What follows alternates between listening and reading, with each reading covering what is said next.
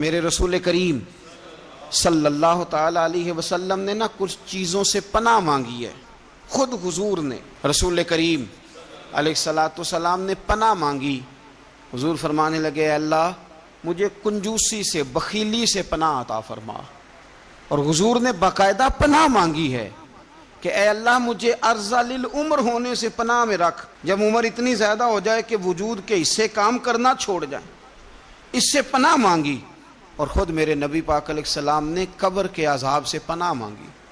یہ تعلیم امت کے لیے کہ تم بھی پناہ مانگو عذاب قبر سے۔ قبر کا عذاب برحق ہے۔ قبر کے لیے تیاری کر کے رکھنا، اپنی قبر کو یاد رکھنا، مر جانے کو یاد رکھنا۔ حضرت سعد بن معاذ رضی اللہ تعالیٰ عنہ کا جب جنازہ تھا تو صحابہ کرام فرماتے ہیں حضور نے نماز جنازہ کی امامت فرمائی تو قبر کے تیار ہونے میں کچھ دیر تھی، تو رسول کریم صلی اللہ علیہ وسلم زمین پر بیٹھ گئے اور ایک لکڑی سے حضور زمین کریدنے لگے۔ ہم محو انتظار تھے کہ اللہ کے رسول صلی اللہ علیہ وسلم سر مبارک اٹھائیں، ہمیں کو نصیحت کریں۔ فرماتے حضور نے سر اقدس اٹھایا تو حضور کی آنکھوں میں آنسو تھے، اور رو کے حضور فرمانے لگے، رو کے کہ اس قبر کے عذاب سے رب کی پناہ مانگو اور اس کے لیے تیاری کر لو، یہ بڑا سخت دن ہے۔ رو کے حضور نے فرمایا، رو کے۔ آج تو لوگ مذاق بناتے ہیں، کچھ فقیر صوفی درویش کہلانے والے بھی، وہ کہتے ہیں یہ جو مولوی بتا رہا ہے نا قبر میں بچھو ہوں گے، سانپ ہوں گے، یہ تو مولوی اپنی قبر بتا رہا ہے، ہمارا اس سے کیا لینا دینا ہے۔ خدا سے ڈریں۔ وہ چیزیں جو احادیث مبارکہ میں آ گئیں، جس سے نبی پاک نے ہمیں ڈرایا، ہمیں سمجھایا، آپ اس تنبیہ کو، اس نصیحت کو آپ اس رنگ میں لیں گے کہ مذاق بنایا جائے گا دین کا، بجائے اس کے کہ اس سے ڈرا جائے۔ حضرت سیدنا برا بن عازب رضی اللہ تعالیٰ عنہ ارشاد فرماتے ہیں کہ میں نے نبی پاک صلی اللہ تعالیٰ علیہ وآلہ وسلم سے خود اس بات کو سنا ہے۔ خود رسول کریم صلی اللہ علیہ وسلم نے فرمایا۔ حضرت زید بن ثابت رضی اللہ تعالیٰ عنہ بھی اس بات کے راوی ہیں، فرماتے ہم جا رہے تھے تو 5-6 قبریں تھیں، تو حضور نے فرمایا کن کی قبریں؟ ہم نے عرض کی یا رسول اللہ صلی اللہ علیہ وسلم یہ کافروں کی قبریں، یہ صحیح مسلم میں حدیث موجود ہے، کفار کی قبریں۔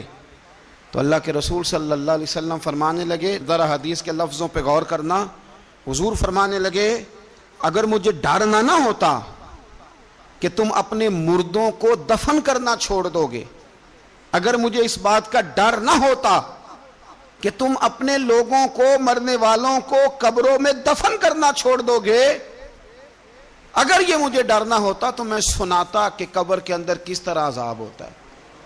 تمہیں دنیا میں رہ کے میں سناتا، پر ڈر ہے کہ کہیں تم اپنے مرنے والوں کو قبروں میں دفن کرنا چھوڑ ہی نہ دو، اس لیے میں تمہیں یہ بات نہیں بتاتا۔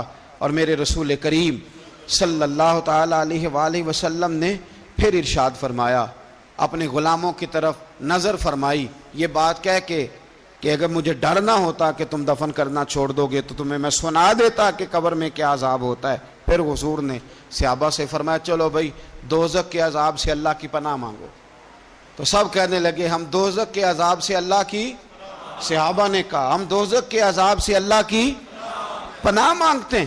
پھر نبی پاک صلی اللہ تعالی علیہ وسلم نے ارشاد فرمایا تم سب کہو کہ ہم قبر کے عذاب سے اللہ کی پناہ مانگتے ہیں۔ تو صحابہ نے کہا ہم قبر کے عذاب سے اللہ کی پناہ مانگتے ہیں۔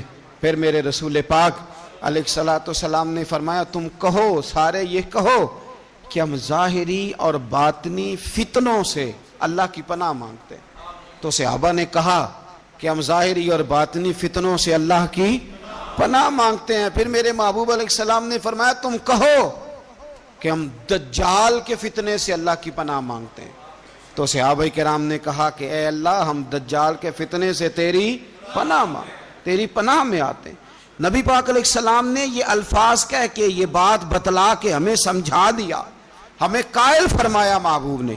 یاد رکھنا، اس بات کو اچھی طرح سمجھ لینا کہ اگر مجھے ڈر نہ ہوتا کہ تم اپنے مردوں کو دفن کرنا چھوڑ دو گے تو تمہیں بتلا دیتا کہ قبر میں کتنا سخت عذاب ہوتا ہے۔ اپنے معاملات پر غور کریں۔